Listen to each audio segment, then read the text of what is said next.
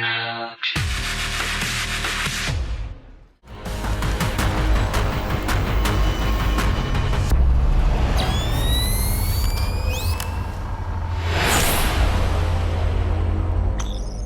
I'm Kat. I'm Jay. And today we're reviewing Splinter Cell Blacklist. And we're filming in our living room because our set flooded. Yeah, we will be filming in random locations for the next 2 months basically until we're moving into a new place, and we'll get a very swish awesome set from all you guys that, thank you so much, helped us out in raising money to get new stuff to make our set. It's going to be ridiculous. It's going to be so great. It's going to be ridiculous. Stay tuned for Elias and Kate on the show. We're going to actually be playing this game with them, just like we did with the ASX and Elias. He's been kind enough to basically invite himself over with Kate this time, which is awesome because she's gorgeous.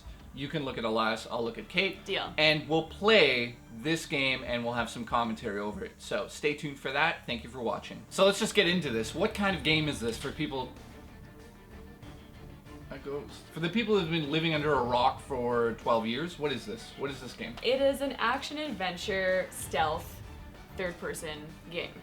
Ubisoft sent us 2 copies, obviously this one, and I'm going to talk about both of them and what version I think you should get if you have both systems. So let's get into it. Plot-wise, it is a direct sequel to Splinter Cell Conviction. Third Echelon is all corrupt, and so the president has shut that down, and she has started the Fourth Echelon with Sam Fisher. So what I thought was kind of cool about the story's not amazing. It's kind of like paint by numbers, typical show you would see on television at night. The terrorists are taking over each city and they're going to kill people. Yeah. And Jack Bauer better do something about it.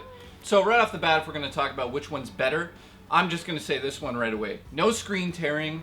Online features are there. There's not that many people there, but I have to point out something. This controller was designed to be used in ways that we've never seen in gaming, and in this game there's something really cool where you basically hold the controller flat up like this, and Sam Fisher puts his goggles on, allows you to go into the world, and you can move this around and look behind you, to the right of you, to the left of you, and see exactly what's going on. And when you want to take the goggles off, you lower the controller really quick, and you literally see him go, and he takes them off. Never seen that in this series before. Cool. It really is a cool feature, especially if you're playing on the hardest mode in this game, which I suggest. Another thing I'll just point out, this version of the game unfortunately has some screen tearing during the cutscenes, and for me it just takes you out of it. This, like I said, no screen tearing. So that's just a few little things. Which is better? I don't know which is necessarily the best version, but I can say that I'd buy the Wii U version. Yeah. Well, and another difference with the Xbox, if you're playing it on Kinect, you can do things like yell to distract the guards. Which is cool. Another cool thing you can do with Kinect is actually record your voice and throw them into sounds in the gadget. So when you throw a smart gadget on the wall that makes sound effects, it can be like, oh no, I'm over here. So on the Wii U version, let's just talk about some of those features really quick. Like I said, the goggle feature is amazing. Lift it up, boom, you're in the world, boom, you're out of the world. To do that is amazing in the game. But another cool thing that I liked about this is it's like an arm mount. It's like you have that arm mount there, so it's like that's what you're looking at when you look at the pad, and you can use your gadgets and change your weapons really quickly and easily on that. So yeah, everything that we always would think would happen with this controller happens with it. So let's get into the gameplay. First things first that I noticed is you're in this huge cargo plane, and it's called the Paladin.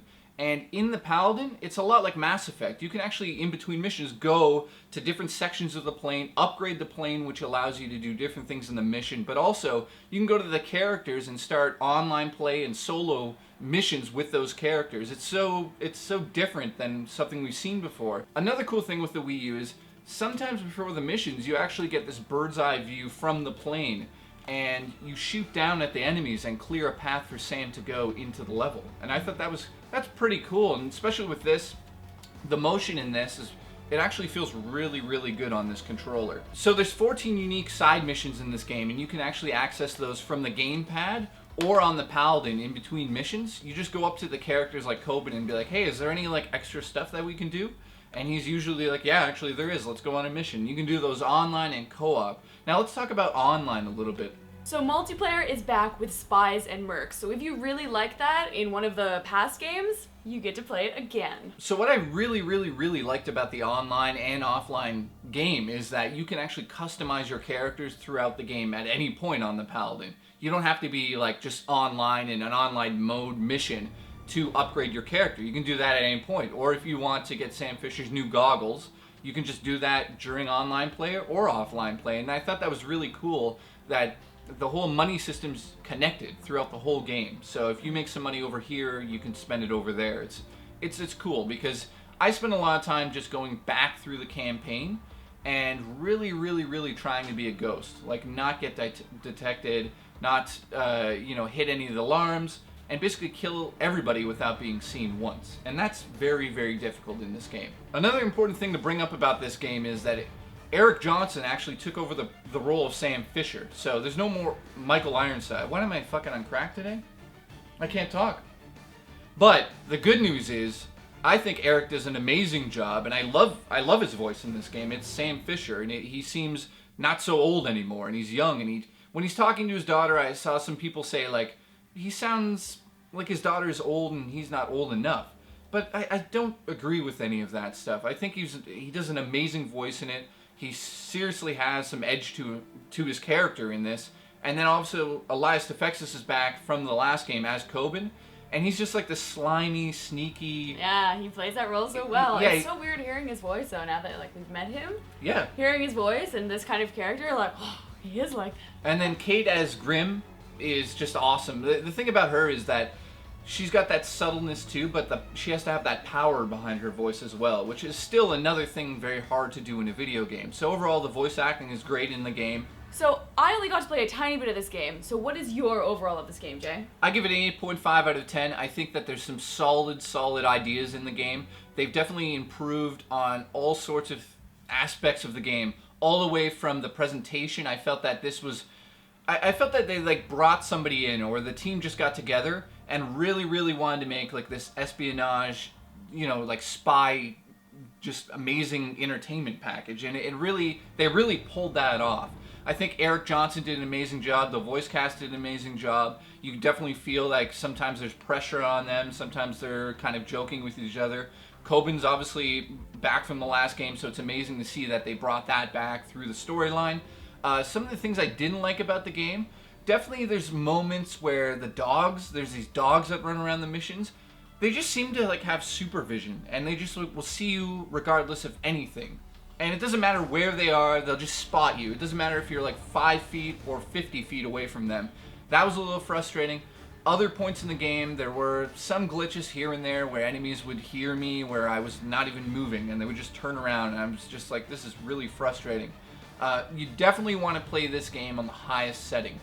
Why you want to do that is the reward that you get out of beating one of these missions is ridiculous.